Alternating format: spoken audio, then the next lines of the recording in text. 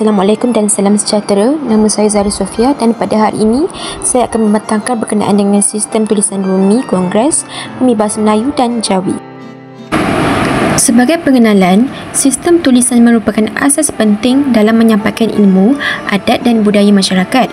Dalam sejarah Melayu, evolusi tulisan mencerminkan perkembangan tamadun dan pengaruh luar seperti India, Arab serta Barat. Kajian terhadap tulisan Rumi Kongres, Rumi Bahasa Melayu dan Jawi membantu kita memahami warisan dan identiti bangsa Melayu. Yang pertama adalah sistem tulisan Rumi Kongres.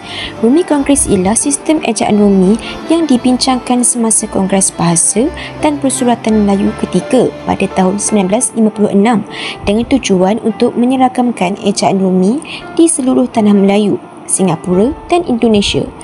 Sistem ini menjadi asas kepada ejaan Rumi baru 1972 yang menyatukan penulisan bahasa Melayu di rantau Nusantara dan memperkukuh peranan Rumi dalam bidang pendidikan dan pentadbiran. Yang kedua adalah sistem tulisan Jawi. Tulisan Jawi ialah sistem tulisan berasaskan huruf Arab yang diubah suai bagi menempati sebutan bahasa Melayu dengan tambahan huruf seperti ja, pa, nga dan lain-lain. Ia digunakan sejak abad ke-13 dalam urusan pentadbiran, pendidikan agama serta karya kesusasteraan Melayu lama. Tulisan ini melambangkan identiti, budaya dan warisan Islam dalam tamadun Melayu. Yang ketiga ialah sistem tulisan Rumi Bahasa Melayu. Ejaan Rumi Bahasa Melayu yang digunakan hingga kini merupakan hasil penyelarasan antara Malaysia dan Indonesia bagi memudahkan komunikasi dan pembelajaran. Tulisan ini lebih mudah dipelajari sesuai dengan perkembangan teknologi dan urusan rasmi kerajaan.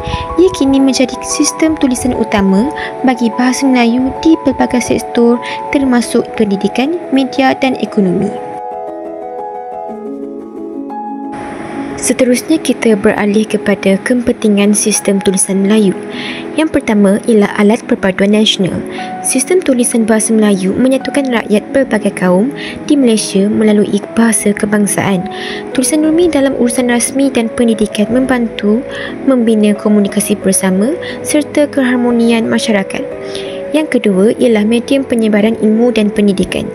Tulisan Rumi Kongres dan Jawi memainkan peranan penting dalam perkembangan ilmu dan sistem pendidikan negara. Sistem tulisan yang mantap memudahkan pelaksanaan kurikulum dan menyokong pembentukan jati diri bangsa. Dan yang terakhir ialah nilai ekonomi dan komunikasi global. Tulisan Rumi meningkatkan daya saing bahasa Melayu di peringkat antarabangsa kerana huruf Latinnya mudah dikenali. Penyelarasan ejaan antara Malaysia, Indonesia dan Brunei mengukuhkan peranan bahasa Melayu dan ekonomi serantau. Seterusnya ialah cabaran sistem dalam tulisan Melayu. Yang pertama ialah selangar. Selangar membuatkan tulisan sukar untuk dibaca dan difahami kerana gaya tulisan serta ejaan lama tidak lagi digunakan secara meluas. Selain itu juga, kekurangan sumber rujukan dan pendedahan menyebabkan generasi muda menghadapi kesukaran untuk memahami selangar dengan tepat. Seterusnya, tiada sistem pembelajaran rasmi bagi membaca atau menulis selangar menjadikan ia semakin terpinggir dan hanya difahami oleh kelompok tertentu sahaja. Perbezaan antara ejaan tradisional dan moden boleh menimbulkan kekeliruan. Contohnya perja, moden perja dan cahaya, moden cahaya. Cabaran yang kedua ialah percampuran kod. Percampuran kod merujuk kepada penggunaan elemen bahasa asing seperti Inggeris, Arab atau Cina dalam pertuturan atau penulisan bahasa Melayu. Fenomena ini kerap berlaku dalam interaksi harian, bidang pendidikan serta karya kreatif. Kesukaran mengekalkan keaslian dan dan struktur bahasa Melayu timbul apabila pengguna lebih selesa menggunakan istilah asing. Hal ini boleh mengganggu pemahaman terutamanya pada individu yang kurang mahir dalam bahasa asing dan memberi kesan kepada identiti serta jati diri bangsa Melayu. Contoh seperti projek ini kena finalize cepat-cepat, menunjukkan pengaruh bahasa Inggeris yang menggunakan keaslian bahasa Melayu. Cabaran yang terakhir ialah media sosial. Platform seperti Facebook, TikTok dan Instagram menjadi medium utama komunikasi masa kini. Namun, turut memberi kesan negatif terhadap kualiti bahasa Melayu. Penggunaan ejaan tidak standard dan singkatan seperti SY yang bermaksud saya, X yang bermaksud tidak dan DORG yang bermaksud mereka melemahkan penguasaan bahasa baku, khususnya dalam kalangan pelajar.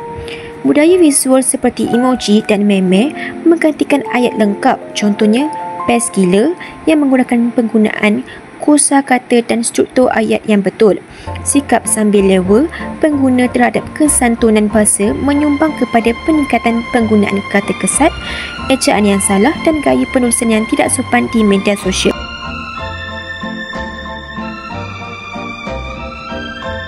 Sebagai kesimpulannya, sistem tulisan Melayu melalui 3 fasa utama iaitu Rumi Kongres, Jawi dan Rumi Bahasa Melayu yang masing-masing mempunyai kepentingan besar terhadap pembangunan bangsa.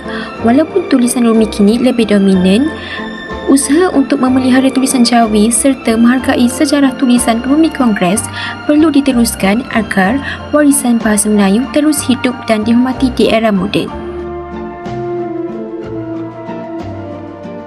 Oleh itu, sekian sahaja daripada saya. Terima kasih kerana sudi mendengar dan meluangkan masa.